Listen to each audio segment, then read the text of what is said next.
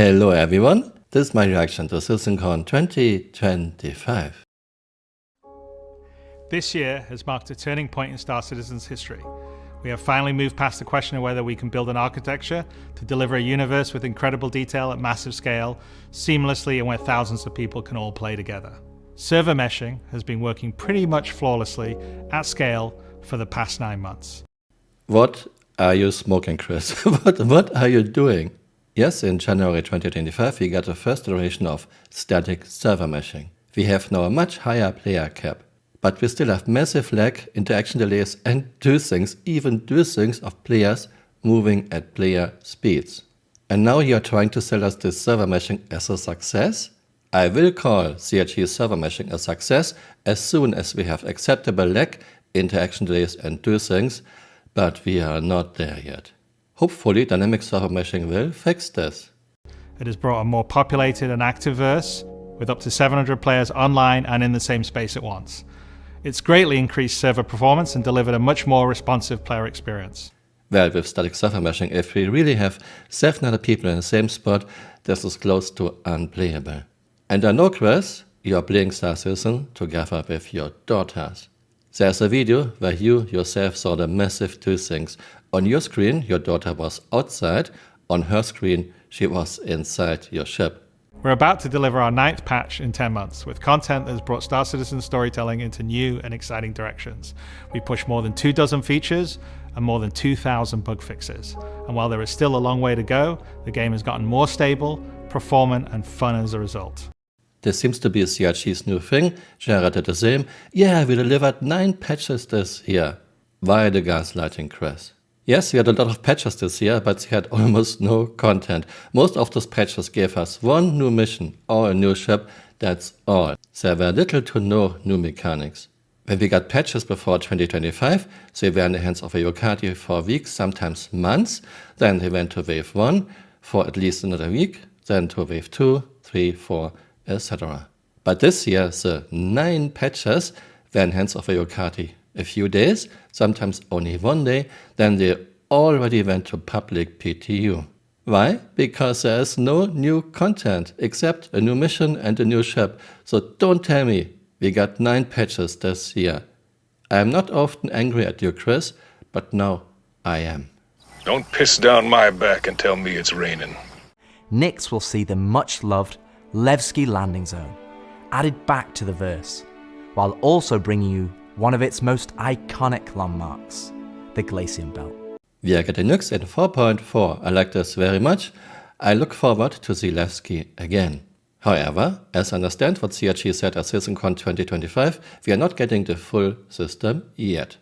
We're also going to do something that's at the heart of the entire Star Citizen experience, and that is to build it right in front of you. Come on, Richard, what are you telling us? CRG is building right in front of us since I started playing this game in 2016. So this is nothing new. And even if it would be true that you are now starting to build things right in front of us, which is not true, you are doing this for more than a decade, what's so fantastic about this? I guess if you don't have anything interesting to say, you are just making things up, Rich. To give more atmosphere, I was testing out adding some sort of space snowflakes, essentially. So when you look towards the sun, you can sort of see that sort of like sparkle. But then when you look away from the sun, you'll see the reflections and sort of like little glints of light. So we are getting snowflakes in Nyx. Yeah, Star Citizen evolves more and more into a full magic game. Chris, what happened to fidelity and immersion? I guess those snowflakes look cinematic, so Chris is all in. For the jump points in Nyx, we'll have 2 on this release. We'll have one from Pyre to Nyx and one from Stanton to Nyx. It should be going from Nyx to Castra, but we're essentially bypassing Castra temporarily. Temporarily, translation, don't expect Castra in the next years. Delamar is a very large asteroid in the Glacium Belt that QV Planet Services had built a mining base on that got taken over by the People's Alliance and renamed Levski. As you approach, you'll initially see a very dramatic borehole that goes all the way through the asteroid. You'll also see, growing out from there and alongside Levski, there will be landing pads along what I'd call the spine. CRT removed Levski in February 2021 because it was not part of Stanton. We who are with the project for a while know that Levski looked very different then. This means CRT made a totally new Levski. Once again, reworks of reworks of reworks of reworks of reworks, which cost a lot of time and money, but Chris thinks that's fine. We even get a monorail, let me guess. There will be no gameplay attached to it, it's just eye candy. There is an area to fly underneath. We plan on bringing in whole sea gameplay, so this is exterior cargo elevators, so as a team you will be able to load and unload cargo. Okay, CRT wants us to unload a high sea, one container at a time, using a magical handheld tractor beam. You serious? More than 8 years ago, Chris and Tony Surak talked about services and NPCs helping with loading, unloading. Chris even said the crew of a container ship doesn't do the loading, unloading themselves. Chris, where are the machines, NPCs, services? Do you want us to play Amazon Warehouse Employee Simulator? Steve Apollyon asks, are there any plans on cargo loading of the bigger ships such as the whole series of ships, and is the loading at a space station or even planetary going to be automatic, or will we have specialized small cargo loading ships similar to Argo to load manually if we choose to, similar to the Argo? Yeah, we have talked about the fact that we don't want the larger ships to basically just, park it, click the button, and it's done. That these larger ships that have vast quantities of materials would actually take a significant period of time to unload and may result in missions for NPCs and or other players to actually undertake. We've actually got a pretty comprehensive design right now, but we're still iterating through that because we actually want to unify some of the functionality for loading and unloading. Like if I have a big container ship and I pull into the port of LA here at Long Beach, there's a whole setup. There's longshoremen, big cranes, and there's services, and the crew of the container ship don't actually unload the containers themselves. There's equipment that does it, and there's people that are paid to do that. And I would say that in general, in sort of the bigger sort of spaceports, you would have that same kind of setup where you would have the ability to unload the bigger ships, unload the containers. Potentially, we've talked about having the ability for players to sort of play the part of a longshoreman if they're running around in a Largo and taking off a container from a Hully and dropping it to another place and doing that, or having AI do that. And then there obviously will be cases where, which is probably a later question we have here, but there'll be manual unloading and loading of cargo where you don't have the sort of big services, like if I just had a ship and I was off the coast somewhere and there wasn't a port, then obviously I would have to be doing it myself. And so I think we've been looking at ways that you have the sort of automatic option that's the services provided. Automatic option when appropriate, but the fidelity so that on these smaller ships you can actually, and this makes for much more interesting gameplay and a lot of times in a lot of different cases, because you can imagine scenarios to where you need to deliver a smaller quantity, a half dozen, a dozen, specific crates of some sort of, illegal liquor or something to somebody at a planet. I think so the answer is there will be services, but we'll also have some specialized ships and equipment for unloading cargo. It's now going to be fully EVA-able.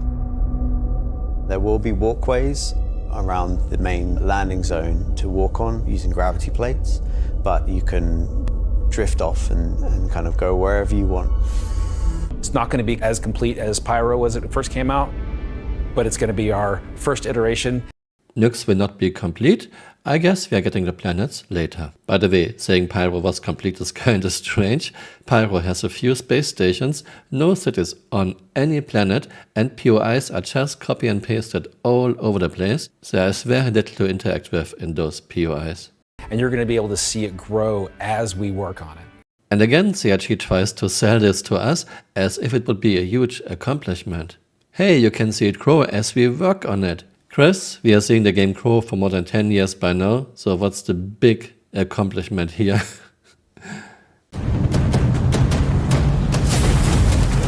first time in the PU, the Vandal.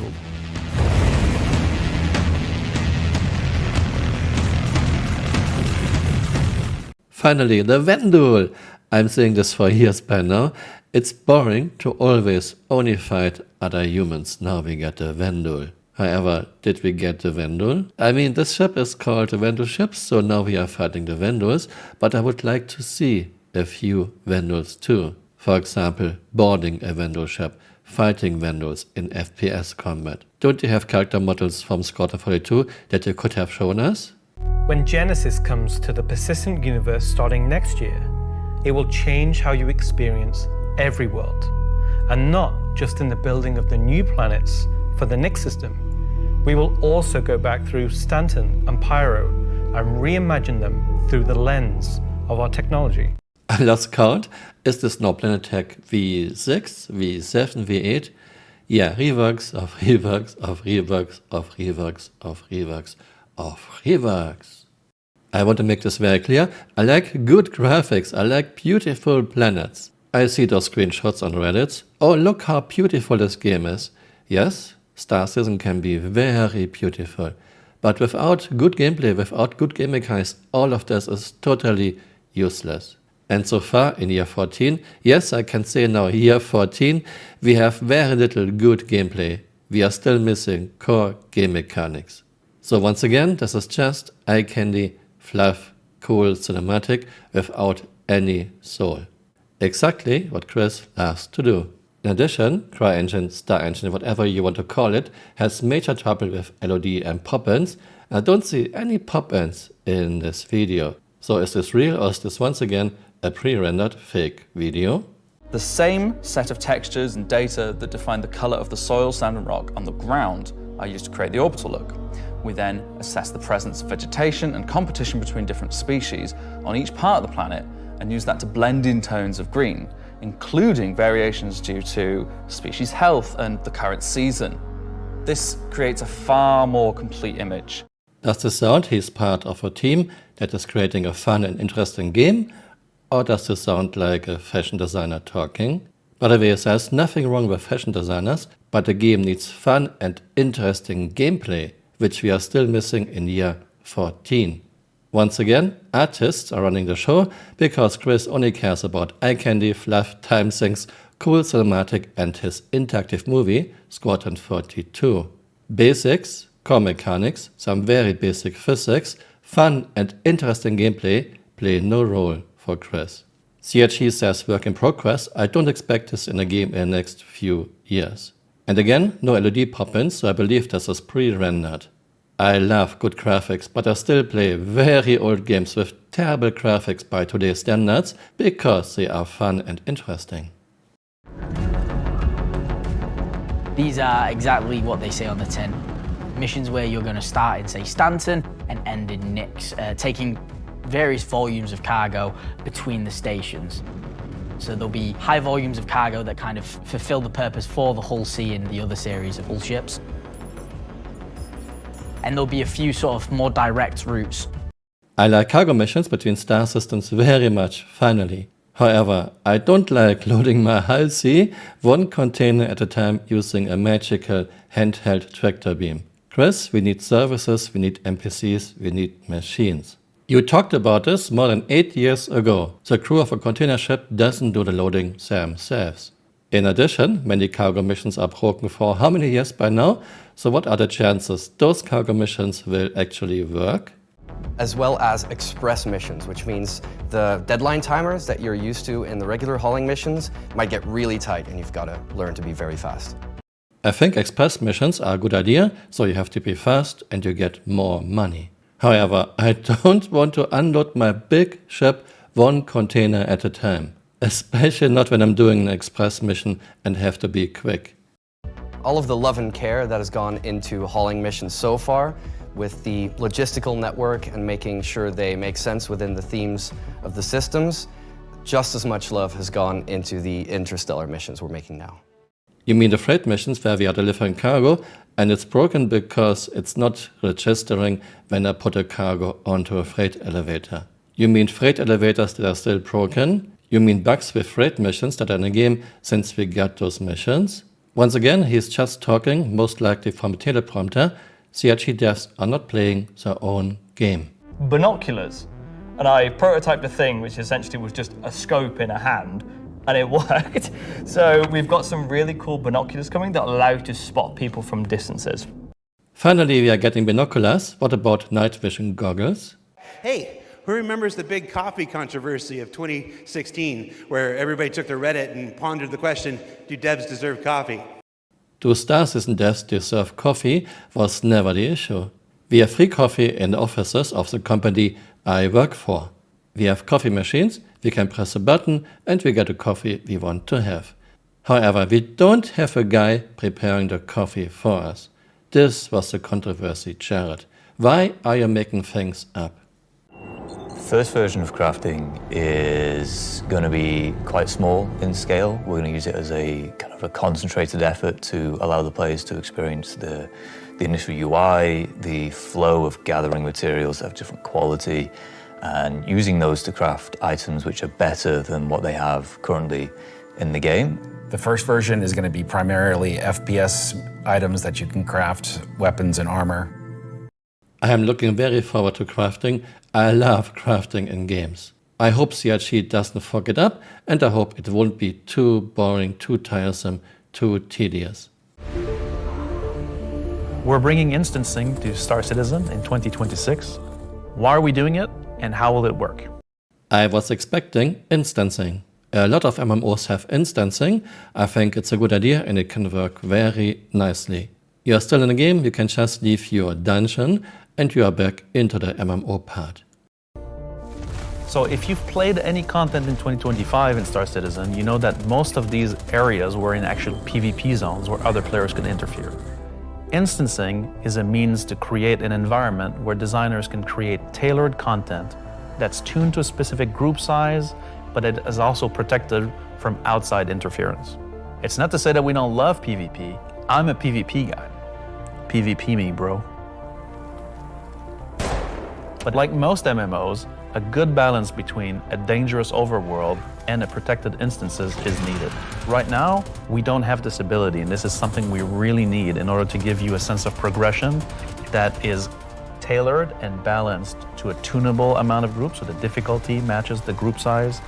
There's a beginning and an end. It doesn't mean that that doesn't fit in our overworld strategy, meaning getting to the instance is dangerous, exiting the instance is dangerous, or can be interfered with others. But at least when you're playing the content, we can actually make something that's curated for one experience. And here I thought CRT finally realized the problem and has a solution, but no. Getting to the instance and leaving the instance will be dangerous, so those areas will be heavily camped. But don't worry, Jared has a perfect solution for this.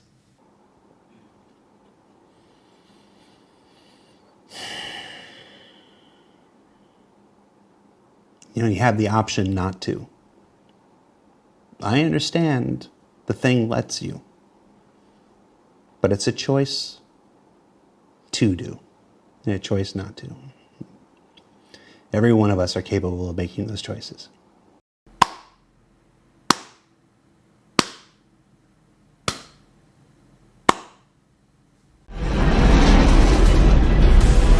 At this point, the core is still protected, so these are essentially strafing runs. There are objects to avoid. You're going to have to be able to dodge. You're going to have to move quickly. You need an agile ship. Yeah, Chris takes a lot of ideas from Star Wars, like X-Wing, like T-Fighter, and now a trench run flying inside the station and destroying the power plant. Wow, Chris, you are such a genius. Oh well, this was rather disappointing. What about Maelstrom? What about fixing the massive lags, interaction delays and those things? Those things even of players moving at player speeds. What about the long list of ships that are still in concept, some for more than 10 years by now? What about ship armor? What about threshold damage? You need a certain size of gun to do damage to big ships. What about the new flight model? Base building, player housing, skills. Chris talked about skills at Citizencon 2022. Quality of life improvements. Halfway decent driving physics. any physics at all. What about UI, inventory and item interaction system? CIG only showed the new inventory system for a few seconds, didn't show how it works. Star Citizen has one of the worst UI, item interaction and inventory system I have ever seen in any game. CIG cannot even do a working focus system. You want to open a door, but instead you are entering a turret or sit down on a bed that is behind you. Citizencon 2025 was once again mostly new eye candy and things that are coming soon. Yeah, for sure. I want this game, I want Star Citizen, it has a lot of potential. But in year 14 we are still missing basics, core mechanics, some very basic physics, fun and interesting gameplay. I have no hope left with Chris and CIG's top management. Chris only cares about eye candy, fluff, time sinks, cool cinematic and his interactive movie Squadron 42. I stopped buying ships a few years ago. I will again buy ships if I see some real progress. But I guess this won't happen. Thanks for watching and see you next time. Bye, auf Wiedersehen! Chris is an amazing young man. He wears dresses occasionally, yes, but don't we all have skeletons in the closet? It's not something to judge the man for, it's something to celebrate. And we celebrate Chris around here on the set, whether he's in his can-can outfit or not. We love him, we care about him, and we ask him to get some help. That's all. Hey, you're still here. You might want to join me on Twitter or on Blue Sky.